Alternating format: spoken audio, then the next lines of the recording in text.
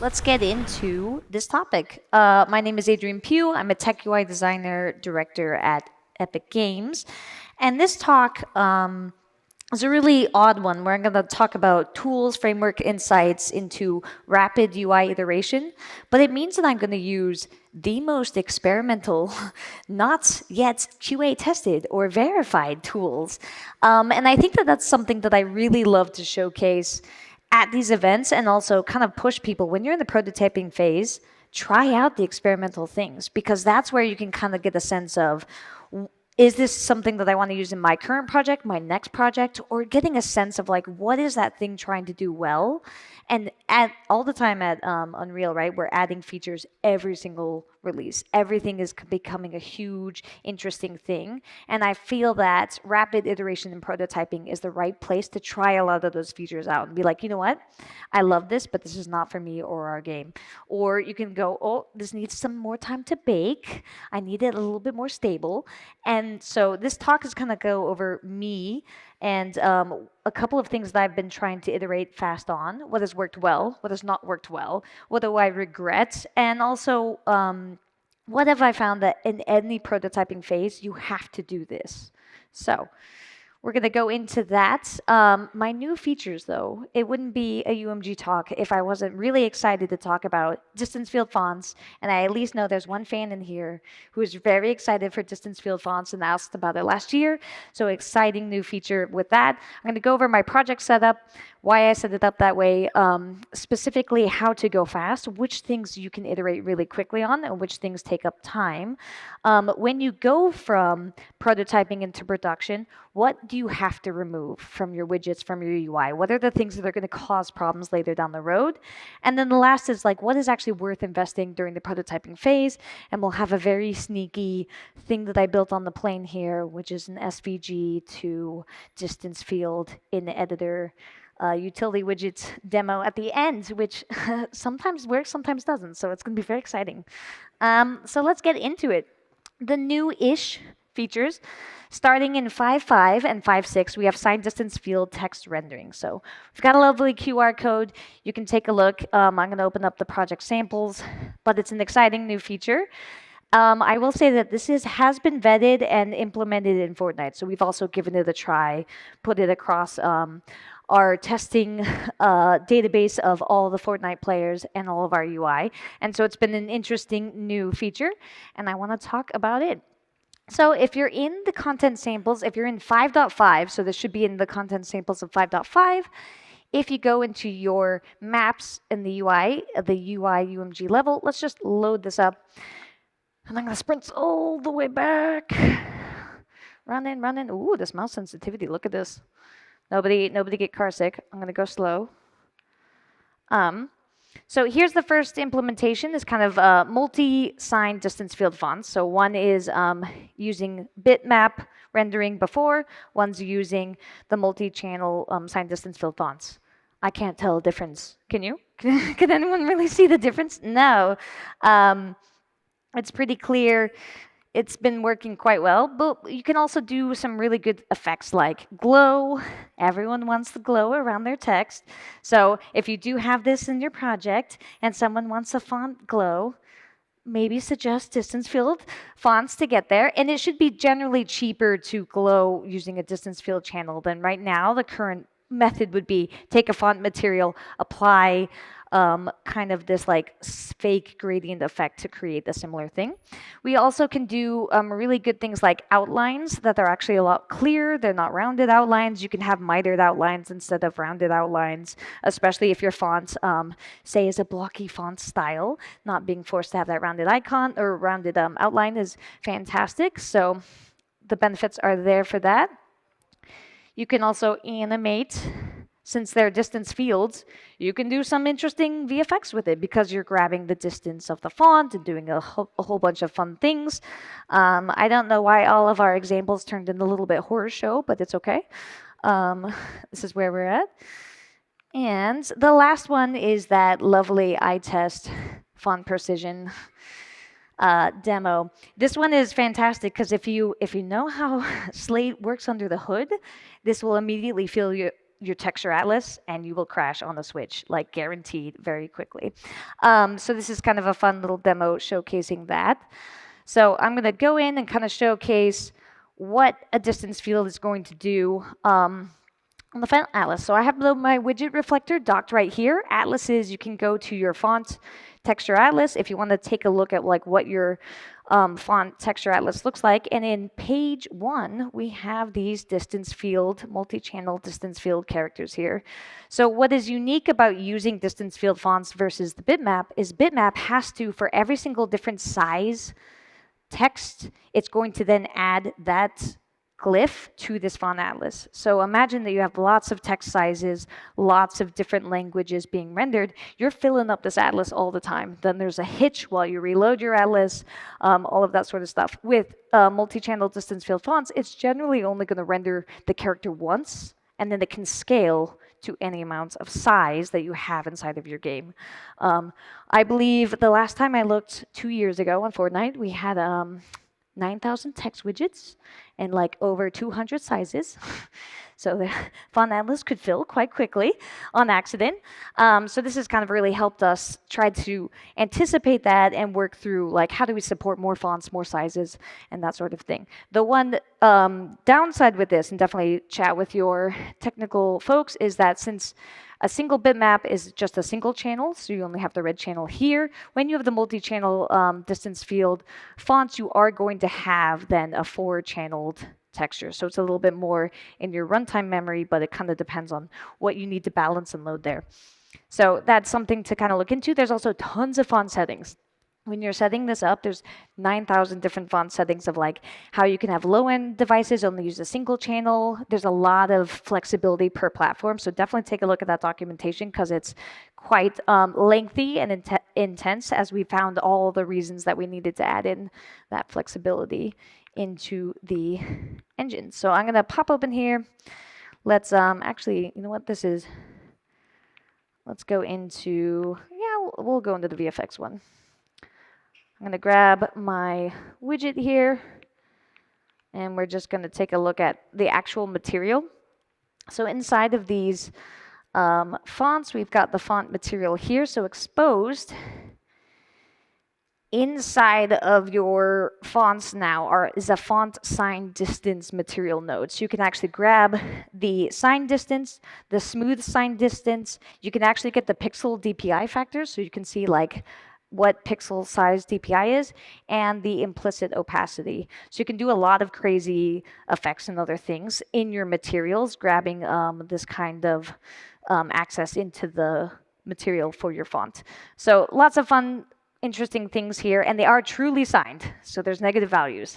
Sometimes it surprises artists. If you're using a distance field texture that isn't signed, you're not used to the negative values. These are absolutely negative value signed, just to warn some of the technical folks going down that road. So that's generally how we have these. And so in the content samples, there's lots of fun little things. And just a little call out tip, if folks don't know, inside of a font material, if you use UV0, that's the entire length of the font text box. If you use UV1, that is the individual UV of your character. So you can do per character effects or the entire text box effect if you're working in font materials. Just a little fun fact there. And the second one is we'll just take a look at how this, let me run all the way back, how they're animating that lovely eye test, because I just thought that was a really clever way of doing it. So I'm going to grab the widget here, and we're going to stop simulating. And in the animations here, we kind of have a nested canvas panel and canvas panels. And in here, we've got this really crazy zoom in, where then the other canvas panel is, you see that little canvas panel over here is actually zooming in all of this. But as this is zooming, the font atlas is not growing. But when I've used regular scaling for any of my stuff for regular fonts, the font atlas suddenly will balloon because it's constantly filling the characters. So this is really the benefit, is you get really large, crisp characters for only one size in the texture atlas. And that, as they say, assign distance fields. So very exciting feature. And if you haven't given it a try, this is a great time to set it up for your project and see what works. The only caveat, really thin fonts doesn't work that well. The algorithm's not fantastic. So if you have a super thin font, just to stick to bitmap. I think you're a lot better going down that route. Next up, we'll go into kind of like this prototyping project and how I set things up and how I think about, what I need. So in general, since Fortnite is built on the Common UI plugin, I'm always using the Common UI plugin. I'm using UMG view models. We're going to showcase more view model examples here. I'm using the UMG widget previewer. This is the most experimental thing that you will see in this talk. And it says experimental for a reason.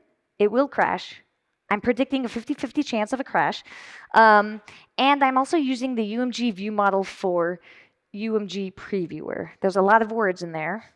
It doesn't make a whole lot of sense, but you'll get a sense of why I like to use it and what I'm gaining from that. So let's talk about iteration loops. The reason why you want to prototype quickly is because the more feedback you get, the faster that iteration loop, the more you can make decisions of like, this is good or this is bad. If you're waiting 10 minutes after you change a checkbox, change a setting, and then to finally see and iterate on it, that is too much time. You need something much faster to iterate on and iterate quickly. And I think when you're working in UI, you need to run Pi, you need to get to the whole game, you need to get to a debugger to get to the thing that's going to show the thing. So my entire iteration plan is to never launch Pi. My whole goal is to avoid Pi at all costs, and then eventually at the very end, try Pi. So a lot of these are going to be examples of what you can change at runtime, or how do I even avoid getting into runtime and iterate through that loop without needing runtime at all. So these are some examples of what you can change at runtime or iterate before runtime. We have view models, but only if they're actually set up. If you're going to run Pi, they have to actually be set up in the view model, or else it'll crash the engine, which I won't do today, but it is possible. UMG previewer, we're going to showcase that. The widget reflector is a fantastic place to debug anything in Pi. If you aren't really well versed in that tool, I would start now. Material instances, material collection parameters, all of those change everything at runtime, and it's the most beautiful, satisfying thing to change all of your UI because you put it in materials. And then editor utility widgets, I'm going to talk about tooling and some interesting tools that you can make for debugging, for some stuff that you're kind of considering when you're building out your prototypes. And so first up is view models. Wire your data once, use it in any widget.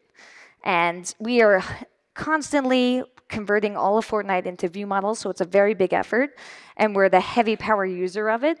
And I highly recommend taking a look at view models for your project. So we've got some view model documentation. We have a lovely talk from Patrick, who actually made the UMG view model plugin. So he has a great talk. And guess what? Unreal Fest Orlando, when the videos go live, there's at least one full talk of how we used it in Fortnite for view models. And my colleague, Marina, she did a lab, and she's going to put the lab and the demo project on the dev learning so that folks can actually download a project and really get the hang of how view models work in that way. So more information is coming, but Unreal Fest Orlando was just around the corner, and so they're still getting those assets together. But I'm super excited for that, for everyone to go in. So let's go into view models. How do you set them up? How do you run them? And what is their use case? So I'm going to pop up in my game menu here. This is a little menu that I made in 2 days. So I just had a weekend. I came up with this idea. I thought it'd be interesting to create this project. And I wanted to do something off of VHS tapes. I did not use view models at the time. And now, what I know from 2 years ago when I made this, I'm like, I wouldn't have done half of my decisions if I just used view models to get a lot of this data. So I'm going to showcase like what things I regretted not doing, and also showcase like how to set up a view model and how to begin to set this up. So this was my very first attempt at doing it. So inside of my little view model bindings, you can also find this window here, view bindings, view models. When you add a view model, you can add it here. In here, I have a single binding that's going to set the jacket name, start new game, to whatever my view model has. So inside of my view model, I just have a little want to start. And I could change this to be let's just call it Hello Bali. And we'll pop that open, run it.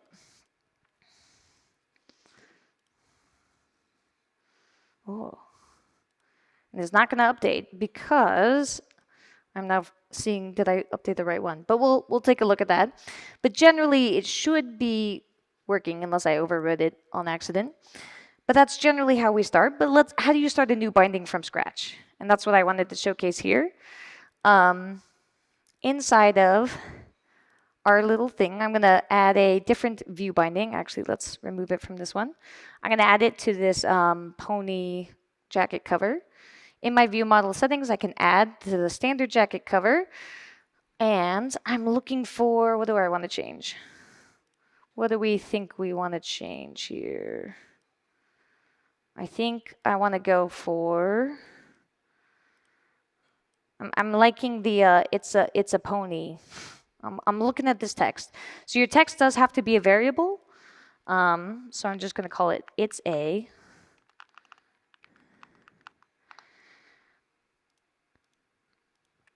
And inside of our VM, we're going to make a new variable, call it text. We're going to set it to field notify, edit instance, and expose to spawn. And we're going to call it it's a compile add.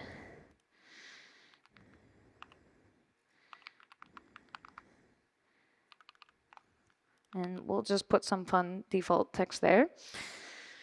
And so to add your view binding, we've got our jackets here, and we have to go find that widget. So that widget was inside of our settings, and here's our text widget, and we're going to bind to the text. We're going to say, grab our text.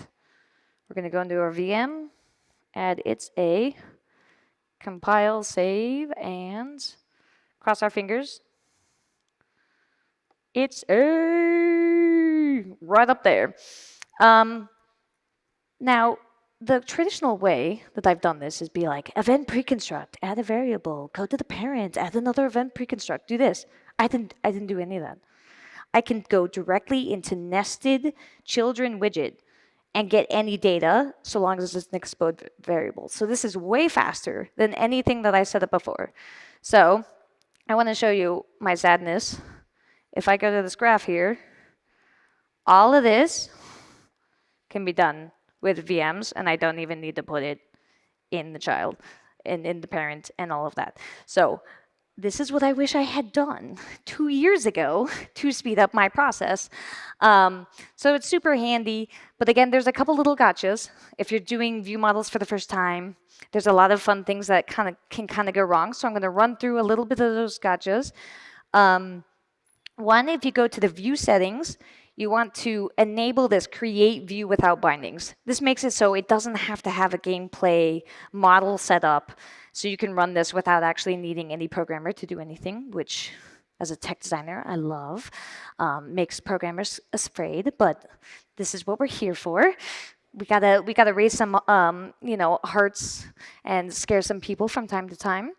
The other thing to make sure that you have with your view model setting is go to your view models, and in the settings panel here, make sure it's set to create instance and have these checked. If it's set to manual, nothing will happen, and you will be like me for 20 minutes wondering, am I the problem? And yes, apparently I was the problem because it was set to manual. So make sure you create instance, and that should get you to this particular setup. So those are kind of the fun little tricks with view models, but it doesn't stop there. Lo and behold, when I was on that plane ride coming over here, you can do this to editor utility widgets, and it's pretty amazing. So I'm going to pop open an editor utility widget that I made for, that's spoilers, we're not going to go there yet.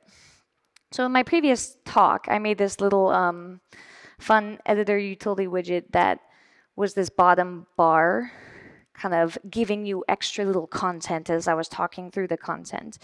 This editor utility widget, if you were to guess, what is the logic in here? How much blueprint logic do you think? It's like little, A lot? Anyone have a guess? A little, yes. Spoilers. Aside, there's nothing in the event graph. So how does it work? How does it work? Now there's this little current active index switcher that changes the color so that I remember what dot I clicked on. That's what this is doing. But all of this was set up through view bindings. I don't need to do any of that blueprint logic. So I'm saying, hey, when button 1 is clicked, go to widget switcher index A.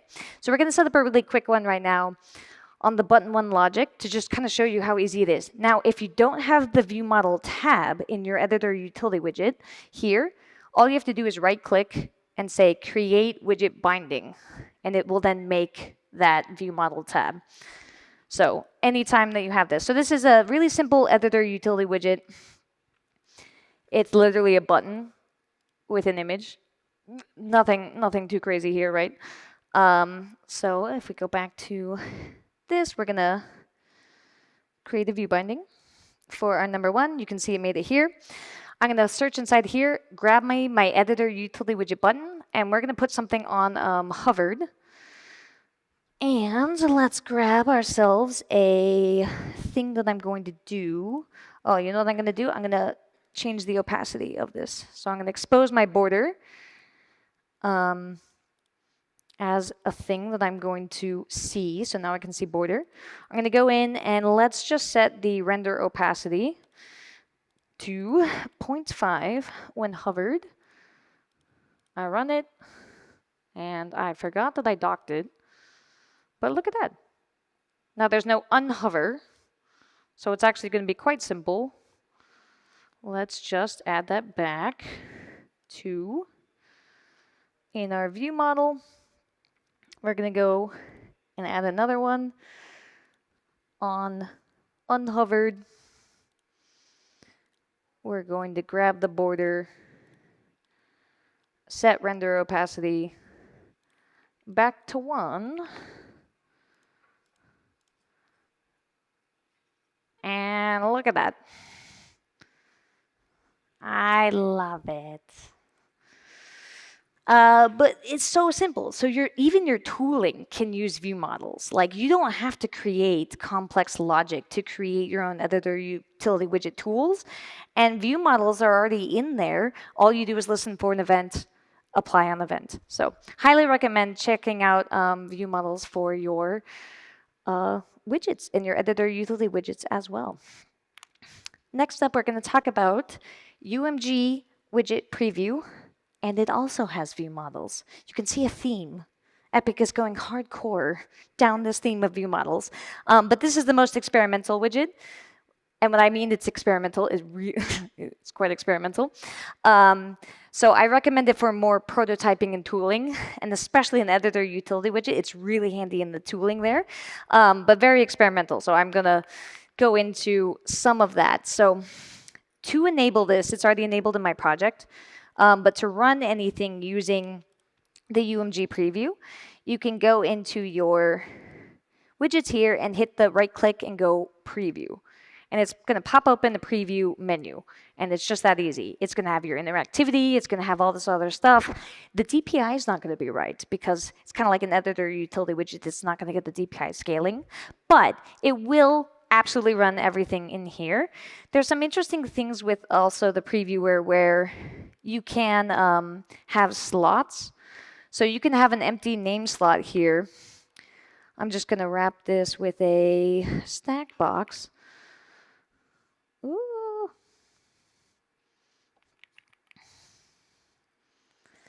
And we're going to set it to vertical and just do a couple of named slots as my example. Just set up a couple of these.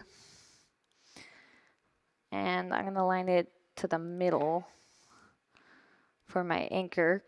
And what's interesting is you can actually fill the name slot in the previewer.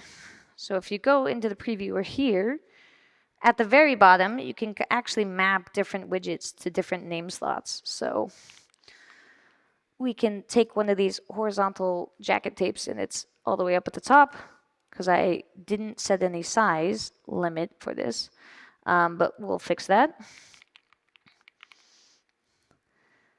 Let's go that one.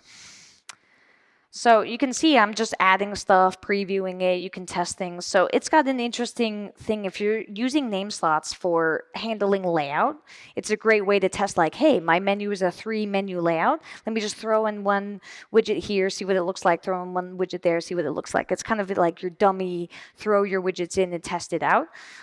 So it's useful in that regard. But what I actually found the most useful when I was setting up this talk and trying to try this prototype was this hidden CVAR that nobody talks about. Like most things in Unreal, where it's umg.enable preview mode, and I'm going to set that to 1. Now I have to Alt-Tab all the way back and forth. Let me go back to this. So we have to close and reopen. But when we reopen the menu, we have this lovely preview tab up here. And look how sweet that is. I can see everything just on a single click. And because I also have view models enabled, I can also change any of my VMs in the parent to whatever I wanted. So if I wanted to test a bunch of text here, let's break the menu with long text strings. Yes, very easy way to test your localization in context, a lot better. And what we found is when we switched everything to VMs, it was really not obnoxious to test localization because we'd have to unbind in our editor and then test out how the menu changed. So having the previewer able to just handle all the VMs and not have to unbind anything but replace any text was really useful. So I've been finding it's fantastic. Now, previewer will crash if you have any data to the player controller. There's a lot of stuff that can kind of cause this to crash. So I would say use it for simple widgets and not super complicated gameplay data. But we can also change our menu over here. But if you hit this DPI problem, it's like our previewer is right. It's because it's so big, I'm hitting a DPI problem. What I've done is in the widget reflector, sometimes if you go to like 0.7, it's now going to show me a lot more. So this actually changes the size of your whole editor. So to kind of get around some of the scaling issues, I have actually scaled the editor down so I can see my UI better. Very strange, but you know we're fast iteration time. I'm not here to go slow and make it perfect. I'm here to iterate very quickly. So this is another one. If we put in a lot of text here, it will break the layout. So right, I put a ton of pluses, and that lovely S is now stretching across the entire menu here. So another great way to kind of think of previewer is like your hack and quick visualization, and you can use the widget reflector application scale to then actually scale all of your UI without actually needing to run Pi. So all of this is me avoiding ever running Pi if I can, because in Fortnite it takes a long time to load up. So this is generally kind of the workflow that I have been using. So that's previewer in a quick nutshell. There's another fun little trick that I'll show previewer at the end with editor utility widgets, but it is incredible. And I'm just going to have a little tease there. You will see everything in a little bit, but I think previewer with editor utility widgets is absolutely the way to go. So next up, I'm going to do a little brief talk about UMG widget reflector. You can inspect anything in Pi. You can generally change stuff at runtime. There's a little bug in 5.6 that they're fixing up on that. But generally, it enables you to identify anything in Slate. It includes debugger options. This is the thing that I use to debug any input issues. I'm just throwing up widget reflector, seeing what has focus, seeing where my input's going. So I highly recommend getting kind of your hang around widget reflector that way. And it also shows stuff like your widget culling, your invalidation, a lot of interesting things. So take a look at the widget reflector. It's kind of the powerhouse move. As a beginner, you use it a lot, and you're like, oh, and then you come intermediate, and you're like, I don't need you. And then you become like a senior, and you're like, oh, I can't live without you. So you kind of go through this whole life cycle with the widget reflector, and it comes back around. And I'm telling you, it's amazing. It's absolutely the crux of how we find any or solve anything. So let's just run it here. What I like to do, and kind of some fun tips for Widget Reflector. Demo mode, if you are a speaker, you can actually enable the mouse clicker. So left click is the pink, right click is the yellow. You can also enable key, and I'm just going to show you all of the keys that I hit down here. It will also show you all controller input. So if you have a controller hooked up and you're wondering, is the engine not receiving my input? This will help you know if the engine is receiving your input or not. Because I do a lot of remote machines, so I'm using a controller through a remote, through a portal, and sometimes I'm like, is it actually registering the input? This is my verification there. Oftentimes as well, this is also where you can see your font atlas, right? This is no distance fields. Look at all these characters on here. You can also, my favorite way is you can hit test things, but it's really annoying. It's also finding every single slate editor. And you're like, what is happening? Why? Well, guess what? UMG is root. Ignore anything that isn't UMG, and now it will only select and find anything that I'm actually using as UMG. So UMG as root is a fantastic way if you are debugging to use that. And now I can go directly into what I'm looking at here. I like to kind of do this like dual dock mode. We'll like squish it super small and take a look at like, okay, this is my widget. This is what's happening. You can filter kind of this stuff out. But the other really useful thing is, let me get you can also validate stuff like clipping. Let's see. You can test your your culling. So this is where I'm like actually clipping the screen. You can test your hit test grid, which is always fancy. Do not move your mouse because you will never be able to get it back. So do not move it. Always keep your mouse in the same position. A lot of these keep the mouse in the same position. Show batching. You can see like, the editor batches really well. Show overdraw is an interesting one. All of this can be better enabled when it's like a new window in Pi, but this is some fantastic stuff that you can put on. You can also enable global invalidation if you want to try some performance stuff and see what's happening. You can also take a snapshot. So this is where you can actually run this command while in build, and then you can take that snapshot, get the snapshot, then open it in here and see exactly what was happening in Slate. So that's also useful, and it has a timer in case you need to do something that like requires multiple button combos. It does have a timer as well.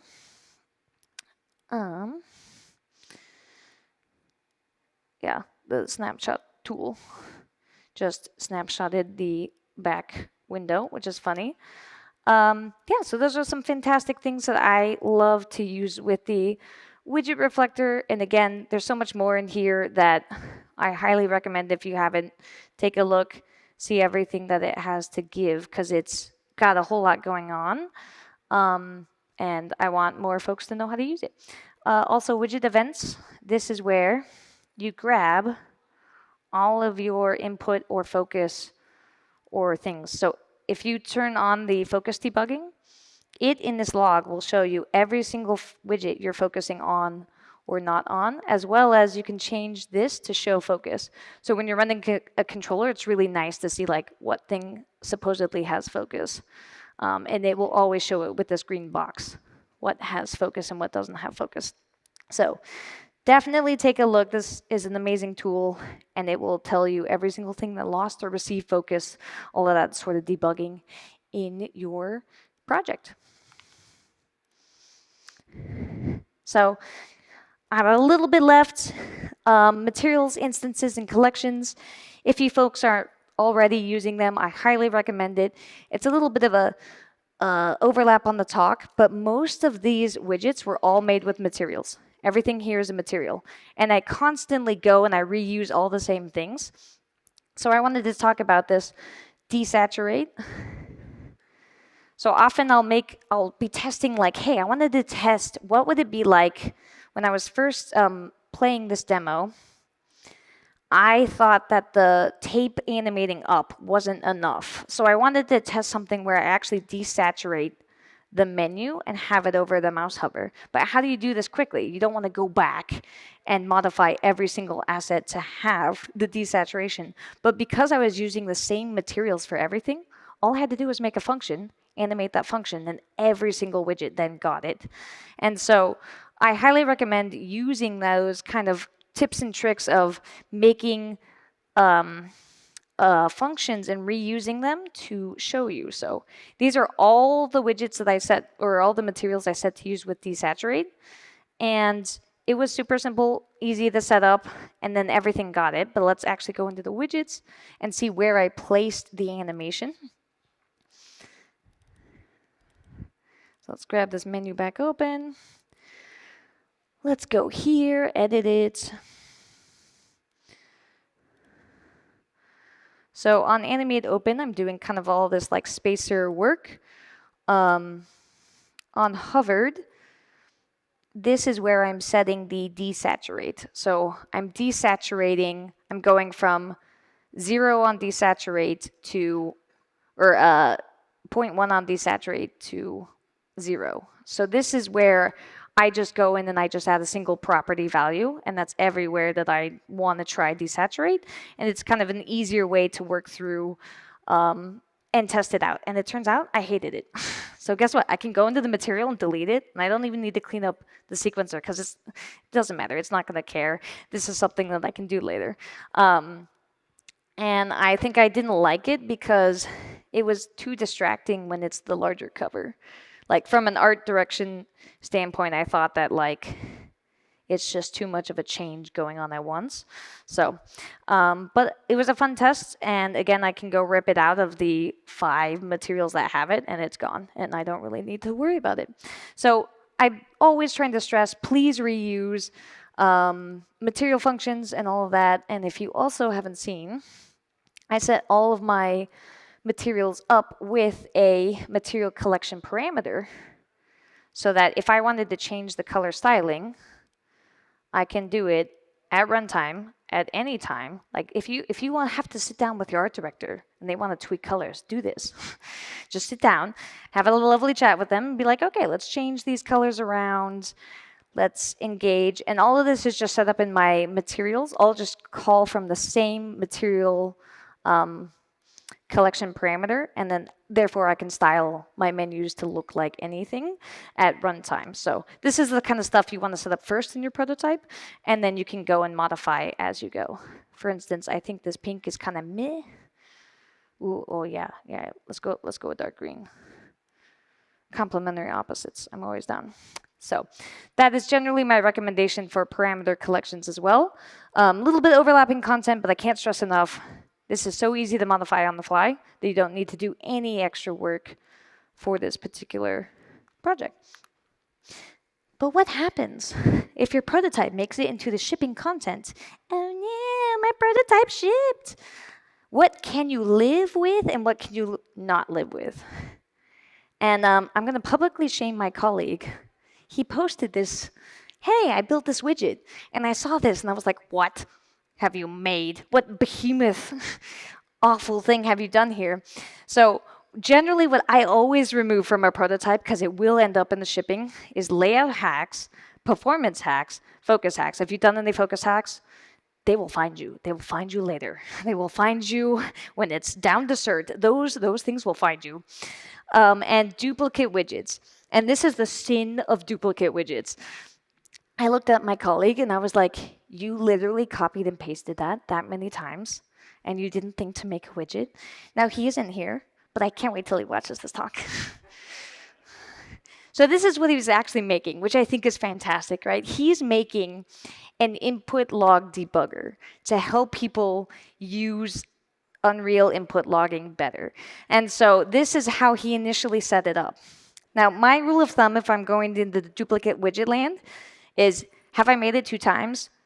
Okay, now I need to go make a component for it. So I know that he's going to go back and do this later, but I always want to say, if you've made it 2+ times, actually then make it a component, making something reusable, or you will get public shame later, like he is about to get. So let's talk about some of the other things as well. I just wanted to showcase a couple quick examples of things that I will live with in the prototype and things that I will not live with in the prototype. So if I'm going back to my jacket examples over here, now that we changed all the colors, this looks scary clown vibes. What I'm okay with, like this layout, I don't mind this. Is all manageable and doable, but when I go into my parent class here, I found that this is just layout hacks where I have a fill spacer that forces animation. I can't see what this visually looks like. Me 2 years later, trying to debug and figure out how I built this, I was like, oh no, I will never do it like this again. So a lot of the stuff that I need to remove in the prototype is stuff like this. These layout hacks, when you look at it, you can't tell what is controlling what. So anything that's a layout hack is something that I will want to remove after the prototyping phase before you go into production, because anyone looking at this is going to be like, what? How does that make a cassette tape jacket? Nothing here looks like a cassette tape jacket. It just looks like random things layered on top of each other. So that's the kind of stuff that I would actually remove and then keep it more simplified like this. So it would look more like this, because it's supposed to be the new game part is that, and then this is the jacket on top, right? That's very clear. That's easy to understand as someone who's engaging with this prototype, that, hey, I can swap out any widget here to be a different jacket. And so that's where I would keep those particular layout things.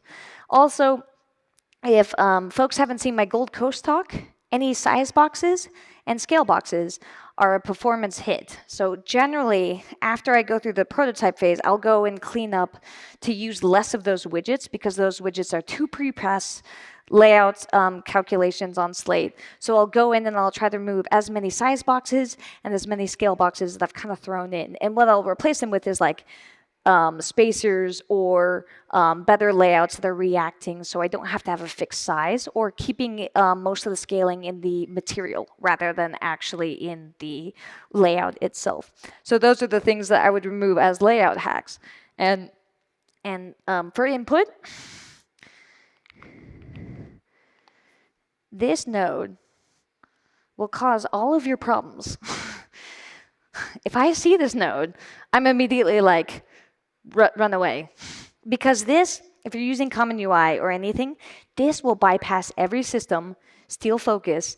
Anyone can put this in. This is the most dangerous thing to avoid when you're making and finishing your game.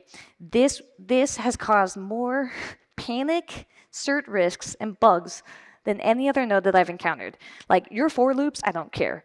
Your casting, I really don't care. That, I'm like, that will give me nightmares. I have nightmares over this node.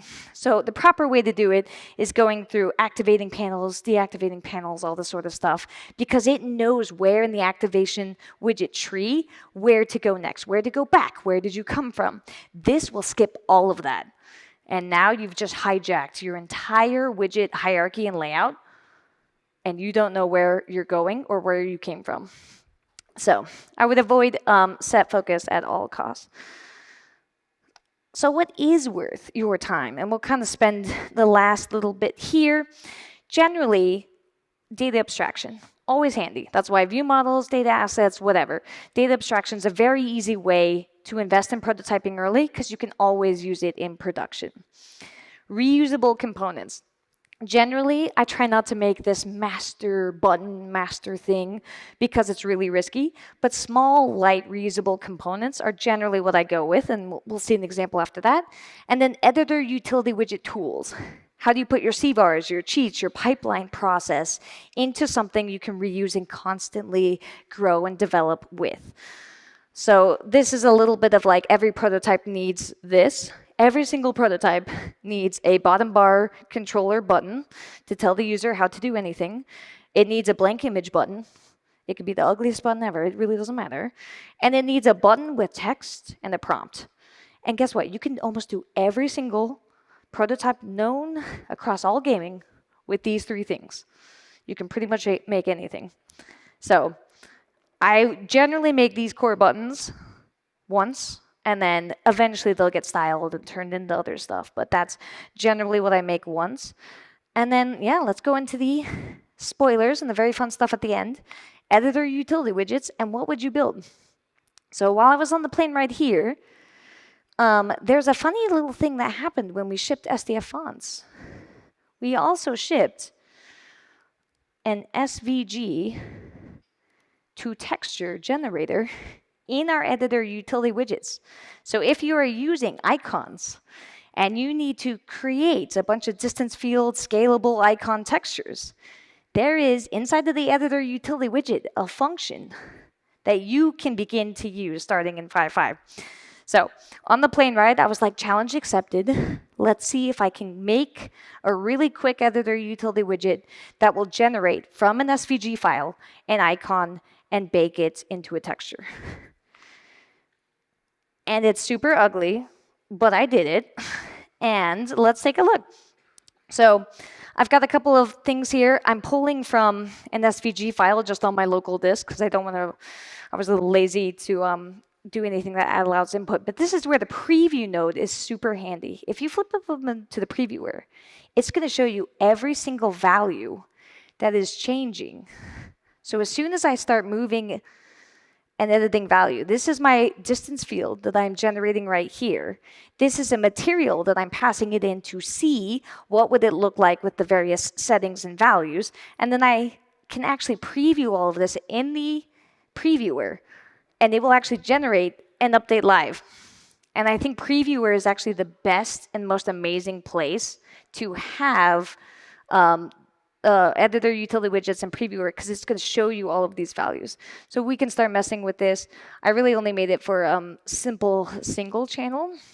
But you can see as I'm like changing these values, you can kind of give that live registration. So a simple sign distance field is going to give you these like curved, edges around the material here, but let's say we want to use the perpendicular. And now I have my sharp corners. This is my miter. This is the better stuff for the fonts. Simple stuff, I can edit it, adjust all this kind of stuff. I could probably copy and paste here, and this is all going to show me live what is happening. Again, the previewer is really amazing for editor utility widgets. Cannot stress that enough. And then I just hit make asset. There's no confirmation button, like yay, because this was all done on the plane. But if I look up, ooh, I'm not in the right folders. I'm trying to find where this went. Well, this is where maybe the demo, I have to make sure my make asset, yeah, there we are. Boop. So now we have made a single channel distance field texture from importing an SVG. And this is the kind of stuff that like you want to invest in this. You want to invest in the pipeline for your artists to use. You want to use that prototyping phase to really start figuring this out, enabling it, setting it up. And so, yeah, we're kind of at the end of my talk, but I kind of wanted to leave something very exciting. If you haven't already, you can absolutely go and get this in 5.5 and try it out and check it out and see if it works for your pipeline. But yeah, everyone, thank you for iterating with me. Thank you for hearing me ramble. As you got to see, how do I iterate? What do I wish I didn't do? What did I wish I did know? And yeah, thank you everyone again.